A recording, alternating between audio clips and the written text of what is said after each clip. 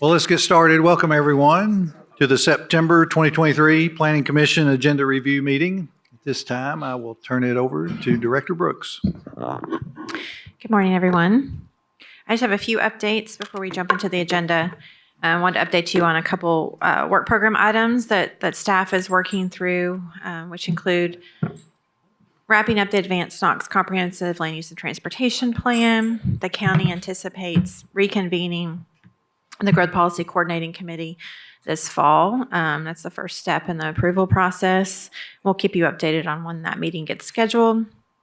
Staff is also working with our county colleagues on working through the scope for the Unified Development Ordinance. This will be used to implement what we hope will be an adopted plan after the first of the year. Our transportation planning staff have started work on the next mobility plan, Mobility Plan 2045. So that's been kicked off. We anticipate a local adoption date of April 2025. And that's it for my staff updates today. We do have a couple changes to the agenda. Applicants for items 6 and 30 have requested to withdraw their items. Those are still on your agenda for discussion, but we won't dive into those, and those will need to be voted on at the meeting to officially withdraw those from the agenda. Okay. Anyone catch it? 6 and 30. Yes, that's correct. So now we'll get started with Ms. Crockett for item number 12. This is an ordinance amendment that was postponed. Yes, so this amendment to the City of Knoxville Zoning Code Article 12 for landscape was proposed by Mr. Bentley Marlowe and postponed for 30 days by the Planning Commission in August 2023. So a brief summary of the code amendments. The first bit, the applicant proposed shifting the requirement of a landscape plan approval from prior to the issuance of a building permit to prior to the issuance of a CO, a certificate of occupancy. The second aspect relates to Article 12.8 for buffer yards. So the applicant is modifying the reduction of a required buffer yard when a fence or wall is present from 30% to 70%. So the proposal is the buffer yard could be reduced to 70%. The final element there eliminates buffer yard requirements for residential uses, single family, two-family, townhouse, and detached multifamily, which was a definition proposed in a previous code amendment within the CN district when it abuts residential districts. So staff's recommending denial of these amendments as proposed. Landscaping and buffer yards have not been identified as barriers to the creation of middle housing forms in the city. And additionally, these amendments would apply to the entire city, and so further evaluation is needed to avoid unintended consequences. So some brief analysis, starting with the modification to the requirement for a landscaping plan. Applicants already all have the capacity to submit alternative landscaping plans based on site conditions or to provide a more creative interpretation of the requirements. The review of these can be time-consuming for staff and applicants, and the number of these applications would increase significantly if landscape plans aren't implemented until after a site is already developed with structures and parking. Enforcement of landscaping requirements after construction would also be quite challenging. And then finally, the third bullet point here and in the analysis reiterates the purpose of the landscaping code, including creating open spaces with intentional design of drainage facilities, preserving existing natural resources, et cetera. So designating landscape plans as secondary to building construction plans is contradictory to the purpose of this code. Looking at the proposed amendments to 12.8, there's not specific evidence provided to support a 70% reduction of the buffer yard. If this were applied to a Class B buffer yard, which is required to be a minimum of 20 feet wide, it would result in a buffer yard approximately 6 feet wide. Within that 6-foot wide buffer, it would be challenging to accommodate the required different kinds of trees and vegetation alongside a fence or wall. Overall, unintended consequences could arise, as this would apply to all land uses or zoning districts where a buffer yard is required.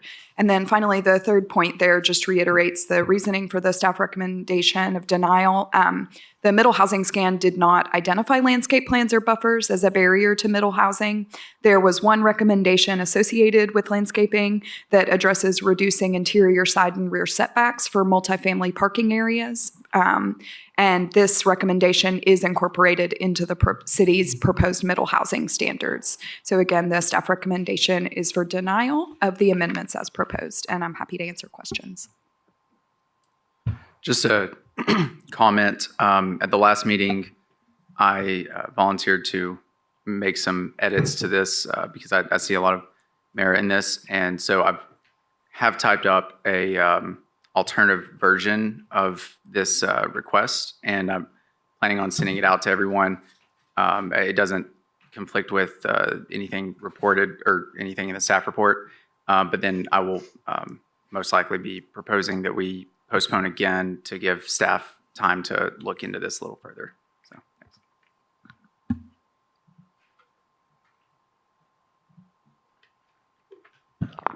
Thank you, Lindsay. Switch it over to Jesse.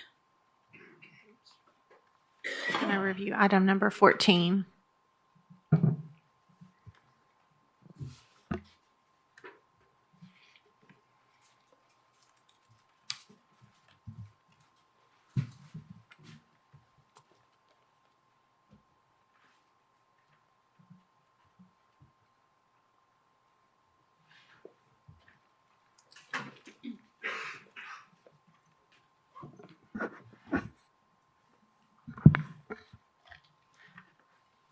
All right, this is item number 14, case 9A23RZ, 9A23SP.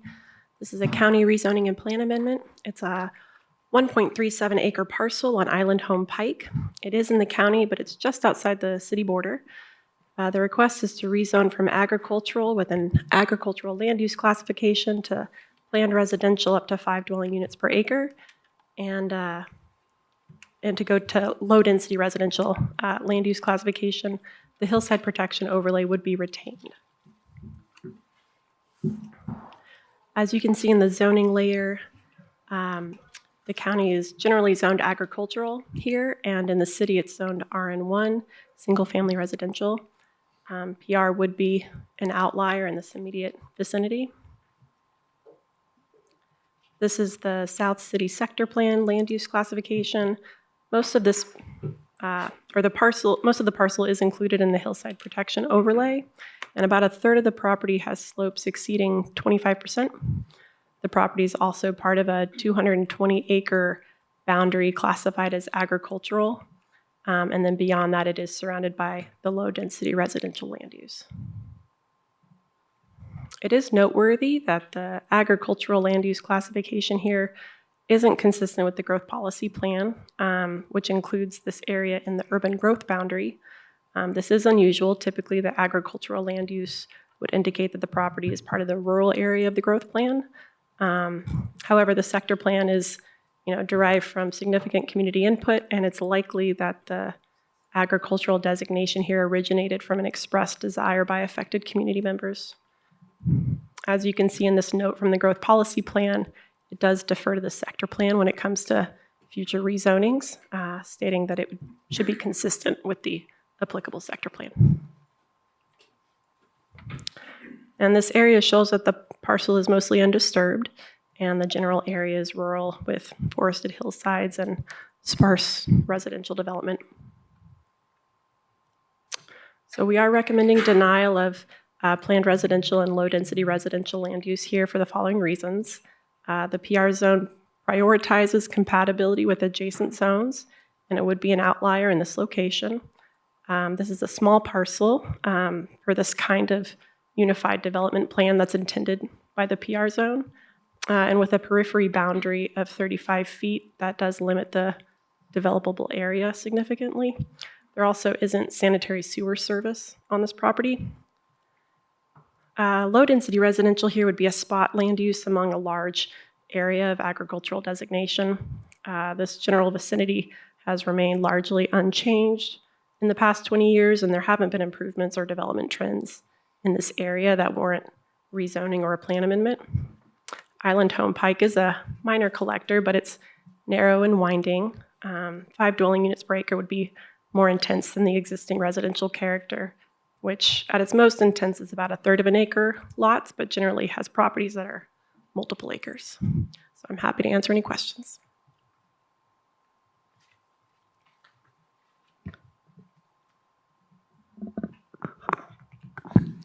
Thank you, Jesse. Transferred over to Michelle. Again, a reminder that we're going to skip number 6, and she'll start off with item number 15, Rick Harbin.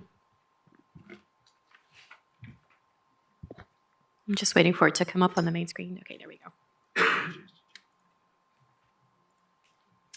Okay, so number 15, 9023 RZ, they're asking to go from agricultural to PR with up to 5 dwelling units per acre.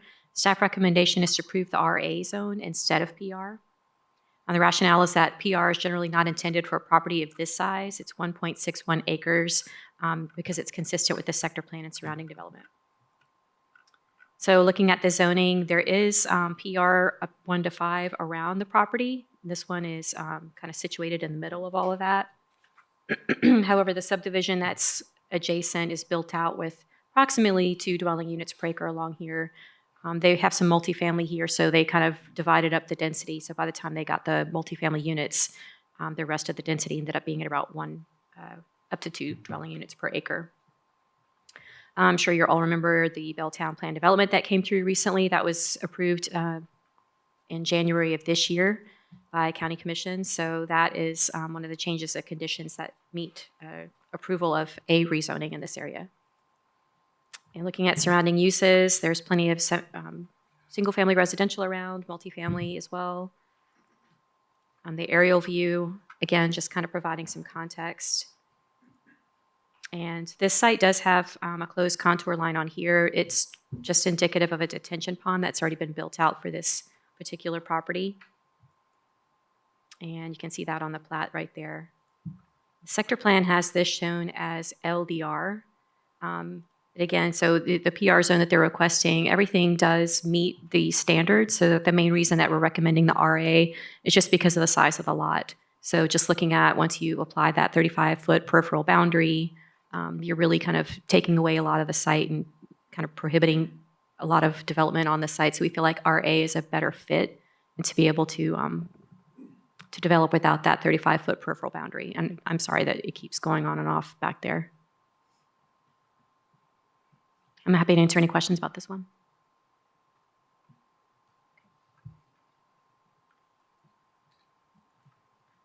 So the next one is number 18. It's 9H23RZ.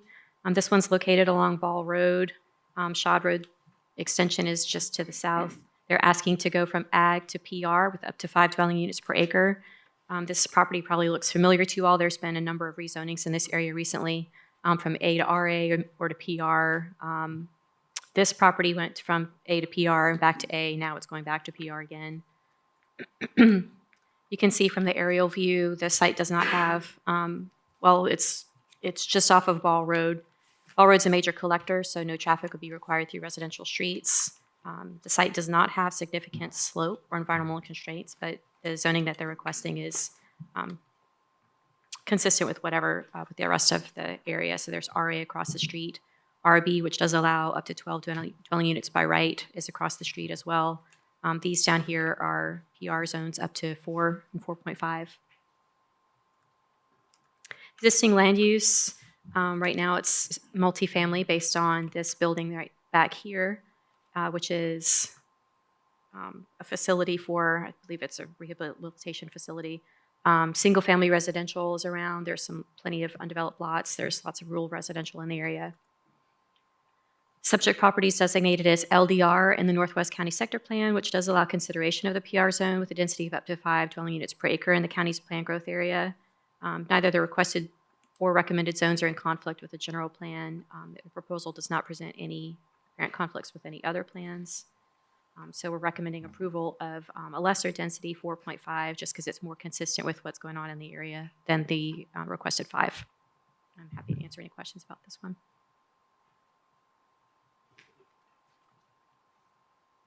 So how'd you come up with the 4.5? Well, basically just looking at the area and what the size of the property and kind of seeing, So if you look at, and unfortunately for the zoning slide, you can't really see what that density is, but these are 4 and 4.5. So we were just trying to be more consistent with the properties that are adjacent.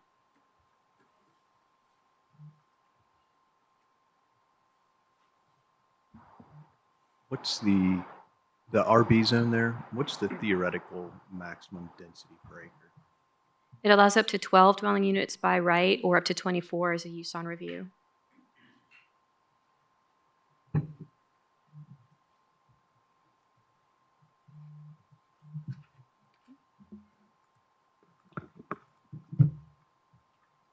Okay, so if there's no questions. Go ahead, move on. So number 22 is 9L23RZ, 9B23SP. They're asking to go from ag to PR with up to 2 dwelling units per acre, and they're asking for a sector plan amendment from the agricultural land use class to the rural residential. We're recommending denial of both, just basically because it doesn't meet the criteria for a sector plan amendment and because the zoning is not consistent with that South County sector plan. And so looking at the aerial map, subject property is in an area that's wooded and hilly, with residential and agricultural development being the prominent land uses. There's been no significant changes to the landscape in terms of development or environmental conditions over the past 20 years. The applicant has stated they've conducted a perk test for septic service and it's not feasible on the site, so they will need to extend sewer lines. There are 2 sewer lines within 160 feet from the subject property. There's been no significant improvements to the road network in this area and no capital improvements planned for this location, therefore does not meet the criteria for a sector plan amendment. There's no obvious or significant error or omission in the sector plan related to the subject property. Subject property and surrounding lots are rural in character, with residences on large 22-acre parcels all the way down to small 0.5-acre lots. The ones that are adjacent here that are 0.5 acres, those were platted in 1955, which was when the ag zone allowed half-acre lots, so they're considered legal non-conforming. So even though they're 0.5 and legal non-conforming, their ag zone, as you all know now, requires 1 dwelling unit per acre. So even though it's consistent with the old ag zoning, it's not consistent with that 1 acre, which has been in the ag zone standards for several years. It is in the rural area of the growth plan, and that allows a density of up to 3 dwelling units per acre if certain criteria are met. However, the subject property does not meet those conditions. And the PR zone allows for flexibility due to site constraints, prioritizes compatibility with adjacent zones. However, the subject property is not in the HP area, doesn't have any FEMA floodplains or closed contour lines. It does not appear to have any site constraints.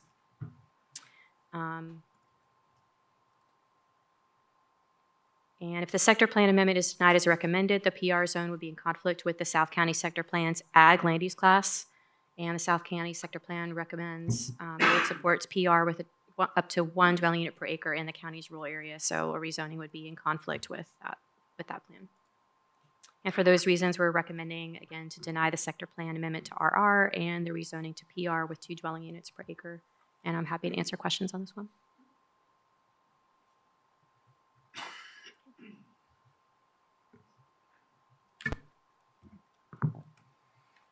Thank you, Michelle. I'll transfer it over to Whitney for items number 16 and 17.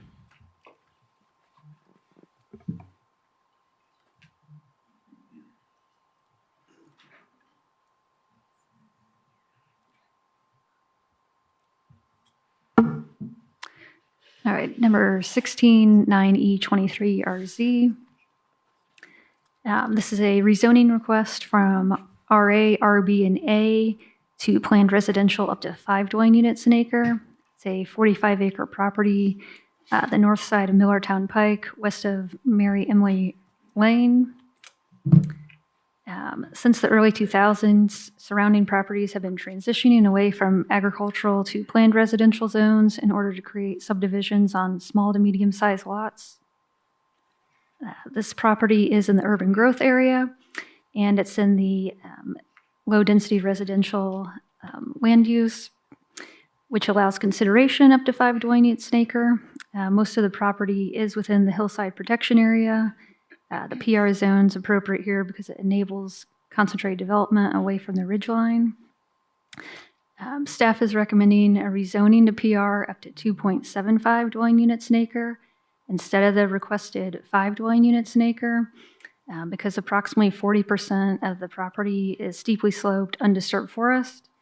The topographic constraints of the property would likely result in concentrated development on the front portion of the site, which would be out of character with the other developments along Millertown Pike. We're also adding one condition that the area along the rear of the property line with slopes of 25% or higher be left undisturbed. So to build out at 5 dwelling units an acre, this 45-acre property could be developed at a maximum capacity of 225 dwelling units. The slope analysis here recommends disturbing only about 8.7 acres within the hillside protection area. So built out at 2.75 dwelling units an acre, this property could be developed at about 123 dwelling units. The PR zone requires that development plans be submitted for the Planning Commission for review. Sorry, any questions?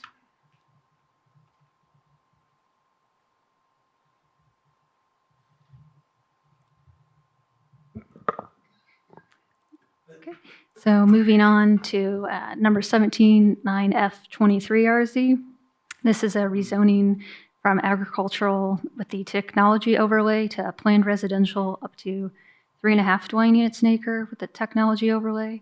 This property is 0.94 acres. It's the west side of George White Road, east of Pellissippi Parkway. It's located in the planned growth area where RA can be considered.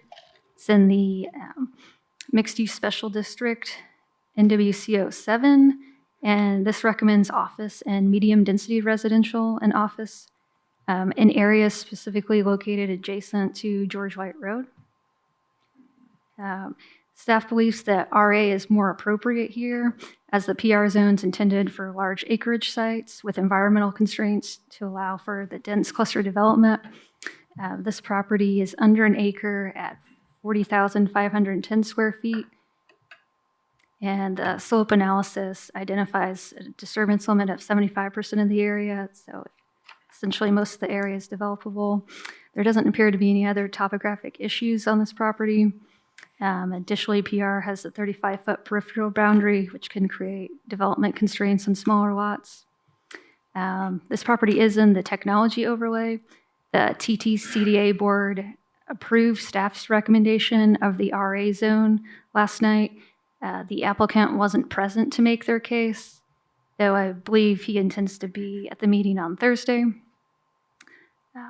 Any developments other than single-family residences and duplexes would require TTCDA design guideline review. In the RA zone, the minimum lot size is 20,000 square feet if sewer is not provided, which it's not at this site. RA zone allows single-family residential, duplexes, and garage apartments on the same lot as a house with use on review. Built at a maximum capacity, the property could be developed with up to 4 dwelling units an acre. And we are recommending to approve the RA zone because it's consistent with the sector plan and consistent with the surrounding development. Do you have any questions?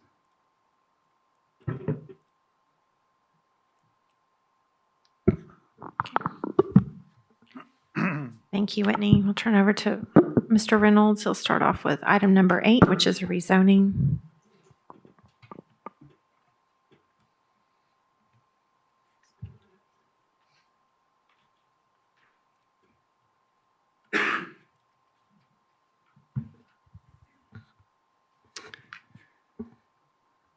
Okay, let me get this on. Hopefully it opens up to the right. Nope, of course not. Okay, so this is a rezoning for a property downtown. It's next to the Marble Alley Lofts building. It's on State Street and Union Avenue. The request is to go from DKG, which is a downtown grid zoning, to DKB, which is a downtown boulevards district. As you can see here, the property as well as the surrounding area is DKG. The properties along Gay Street in this area are slightly different zoning, DKH, which are it's all very similar. But the zoning that they're asking for, DKB, is a little bit off to the edge along Summit Hill and Henley and others, and I'll show you that in just a moment. Sector plan here is, and the one-year plan is mixed-use regional commercial. It allows the zoning that they're requesting, as you expect the regional commercial. Mixed-use regional commercial is generally around the downtown area or other very major significant commercial nodes that we expect mixed-use development. The current use for the property is a surface parking lot. It is adjacent to the TVA substation and also the State Street parking garage. Staff's recommendation is to deny the DKB zoning. The intent of the DKB zone is to accommodate uses and areas of downtown Knoxville that have developed in a manner characterized by wide planted boulevards and a green open landscape consisting of lawns, plazas, and structures of variable setbacks. So you can think of Henley Street, Summit, the other places where DKB is along Nayland Drive frontage and Hill Avenue east of downtown. So areas where we have, a bigger front setback than the typical grid downtown area where everything's built up closer to the road, which the DKG zone, which is currently zoned, is meant for. I guess if anybody has any questions, I'll be happy to answer. But basically, this property doesn't really meet the intent of what the DKB, which is the Boulevard District, is intended for.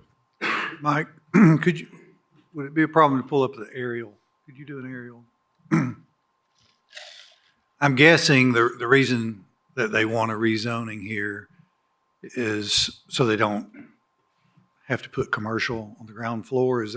Would that be? Yes, there's plausible? a few of the downtown zones do not allow true multifamily structures. They only allow residential on the upper floors, and DKG zone is one of those. So here they would have to have non-residential uses on the ground floor. There's some interpretation of what that might be, but their plan that they have already submitted and approved to the design review board has a good amount of non-residential uses already and some live-work units on the ground floor, which, to my knowledge, is still going to be okay. The revision that they recently submitted, is that what you're saying? Lindsay, you might be able to, but the plans approved by the DRB had the live-work units on the ground floor, correct? I believe 5 to 7 townhouse residential units initially submitted, and then they revised them to be a live workspace upon further discussion with plans review and inspections. So why would they need the rezoning if that's the plan? They're still going forward with the request. We're recommending denial. I can't answer the question of why they're going forward with the request. As I look down this street here, I think there are some challenging areas of our downtown where retail probably won't be successful, or some other commercial use would not be successful. And as you look down this street, I think we have a church, a cemetery, a KUB substation, a State Street garage, the rear of the Tennessee Theater, the promenade, which is parking, and we may have some residential on the street level. So I can see how this would be very, very problematic to try to make commercial. And I saw it at the state Supreme Court site, the Dover and the group from Alabama did it. And I don't think they put residential in, but they didn't really have any, was it a bicycle storage and maybe a workout for the residents only? Is that correct? That might be correct. I'm not sure if that was approved under the old zoning ordinance. The old. Yeah, so the old zoning ordinance did not have the same rigid standard that the new code does. So the old C2 downtown zone Yeah. did not have a prohibition against ground floor residential. The guidelines, the downtown design guidelines do discourage ground floor residential, but that's a recommendation and not a requirement. Mm-hmm. Okay. So does the DKG outright prevent that? Or is it just recommended not to do that in the guidelines? In the zoning ordinance, the DKG zone does not allow multifamily structures which are, have ground floor residential. I believe it. I think it's kind of stated at that. It allows above ground. I'm sorry.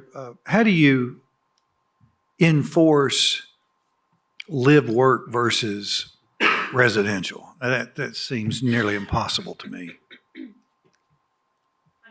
And work could be, that could be a broad I think term or definition. just to comment on that from an architectural standpoint, I think it's less about the enforcement and more about the ability to have live work. So having like a dedicated workspace within a dwelling unit or connected to a dwelling unit, I think is probably the intent there.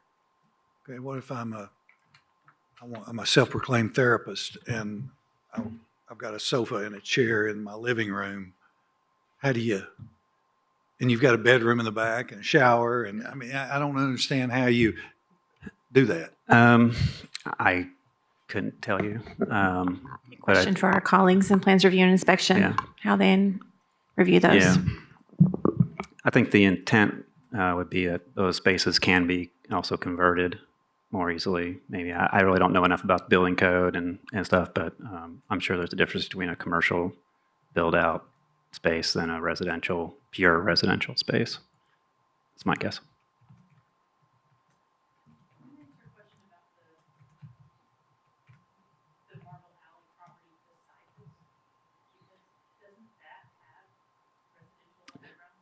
Yeah, similar what we just talked about. The old C2 zone, the old downtown zone did not prohibit ground floor residential. My recollection is that the ground floor units were designed in such a way to convert to commercial space if they so chose to. I could be mistaken on that, but that was my recollection. Generally speaking, that's grandfathered. It was done under a different code. This request, we need today's conversation correctly. There is a solution already provided that they don't have to have DKB, but the request is still going forward. We don't put it in. Yes, that's correct. I think that Correct. question might be a good question for the applicant.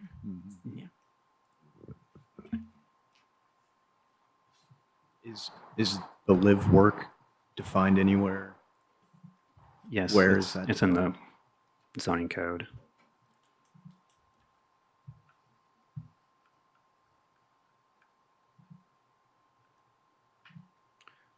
So while he's looking at that, I don't see how 5.2 actually prohibits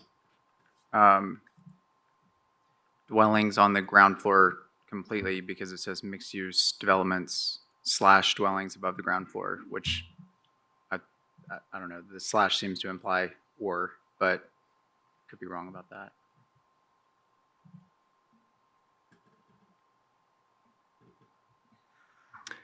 that. Yeah, so here's the definition for live work. I'll let you read it, but the interpretation for the DKG zone is that ground floor residential is not permitted.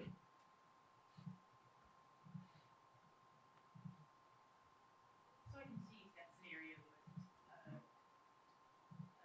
graphic designer having studio space on the first floor, living above, behind, or whatever. But there's some come and go space in the front that from passerby feels like a lively street where there's a business there. It's not the residential usage that someone typically is closing everything Mm. So this is the sort of difference that is going to Yeah, live work is a bit more like you have outside employees that still can come to to your residence, and so and patrons and such.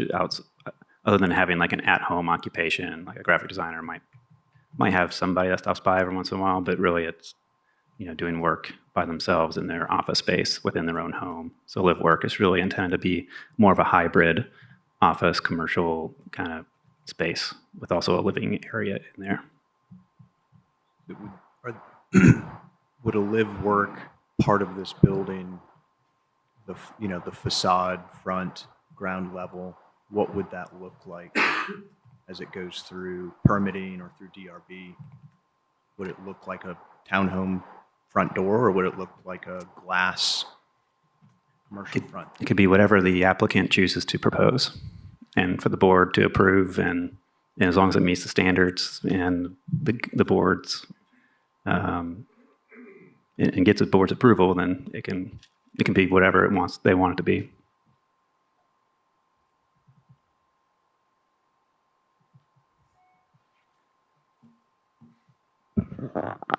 Any questions for today? Looked like you were getting ready to ask a question. No? Okay, good.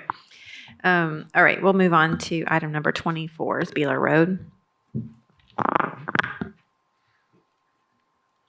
Okay, so I apologize I didn't get a chance to do my typical presentation, so I'm going to just kind of go through these with the plans themselves and the maps on KJS. But I just wanted to just give you a brief overview. This has been before several times this year. This is the Beeler Road subdivision that's been single-family subdivision to attached units and now back to single-family. It was pulled off the table last month, so that could be back on the agenda this month. Not a whole lot has changed. As you recall, this subdivision is intended to provide potentially access to this adjacent subdivision that was approved at the end of last year. As I mentioned, the proposal really hasn't changed a lot. They still have one access point to Beeler Road, single-family houses. There is a sidewalk along one side of the road, and there is the stub out to the adjacent property to the east. This plan will have a temporary turnaround potentially if the development to the east does not get done at the same time as this. They don't show that on the plan, but that will be some reviewed and approved during the design plan phase with engineering. Staff is no longer recommending approval as a condition. Stub out to the south. The property to the east already has two stub outs. We would expect those two stub outs to still be implemented through the development process, assuming that that project actually happens in the form that they originally had approved. Staff recommendation is essentially the same as before, besides the stub out condition. If you have any questions, I'll be happy to take those.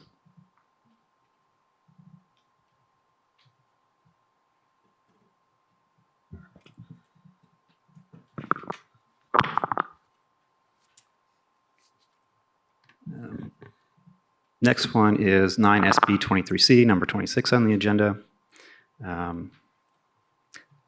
Just so you know, there was a revision provided yesterday. You should get that in the blue sheets today, so you should have them. The main change is staff was recommending a condition of providing a stub out to the eastern property line. They have adjusted their plan to provide that stub out to the east. Sorry, let me get a different. There we go. Hand is a little bit easier to see on this map. So they are now providing that stub out to the east. There is a decent-sized property to the east that has frontage on both Shod Road and on Ball Road. So hopefully there could be a secondary connection to the road, to another road, particularly Ball Road, if not another connection to Shod Road. Let me show you where this is here.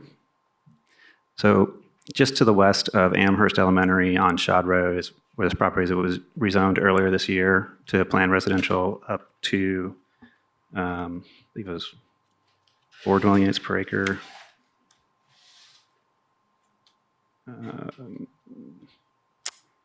Up to 3.3 dwelling units per acre, sorry. So here's Amherst Elementary.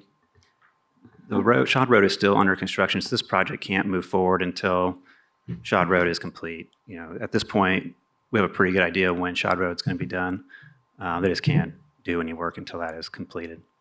Staff is, so let me show you. Shad Road is going to have a median here. So the property in question is here. This is Low Betty Road and Shad and Ball Road.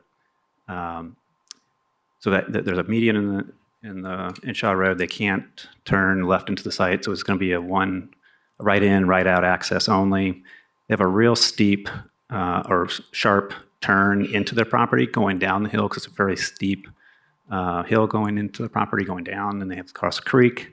Anyway, it's not the most ideal connection point, but for the number of units that they're proposing today, it's not the worst case scenario. It's not going to be an unsafe condition necessarily. It's just not the most convenient of connections. That's where hopefully in the future there can be another development next door that provides us another access point for everybody.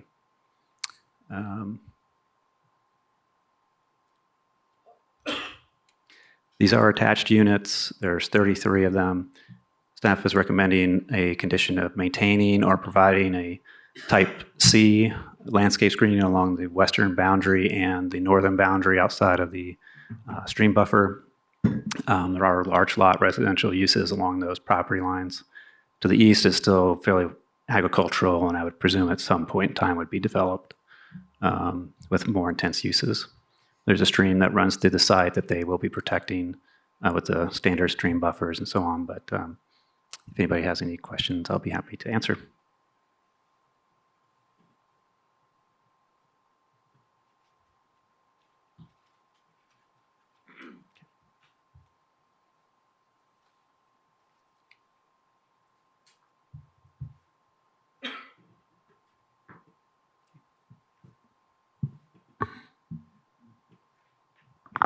Are there any other items that any of the commissioners would like to discuss? I wanted to ask Amy, I know you sent the email out about the Missing Middle website, and it looked like we were going to be seeing something this month on the planning agenda. Is that not right? Are we not going to? You'll see it next month. It'll be on next month's agenda for the September. Yes, You're right. Okay. I'm ahead of myself. The city is hosting 2 open houses that are coming up. One of them I know is on September 21st. And I don't know if Lindsay remembers off the top of her head when the other one is, but I can look it up real quick. The 25th and 21st. And that is also on the city's website, but I'd be happy to send that out to everybody. No, I think I was just getting ahead of myself. Okay. Thanks. Yeah, that's good. Sure. Absolutely. Anything else? All right. Oh, one question. You said item number 30 is going to be postponed. No, it's withdrawn. It'll be withdrawn. Okay. All right. Well, thank you, everybody. See you on Thursday.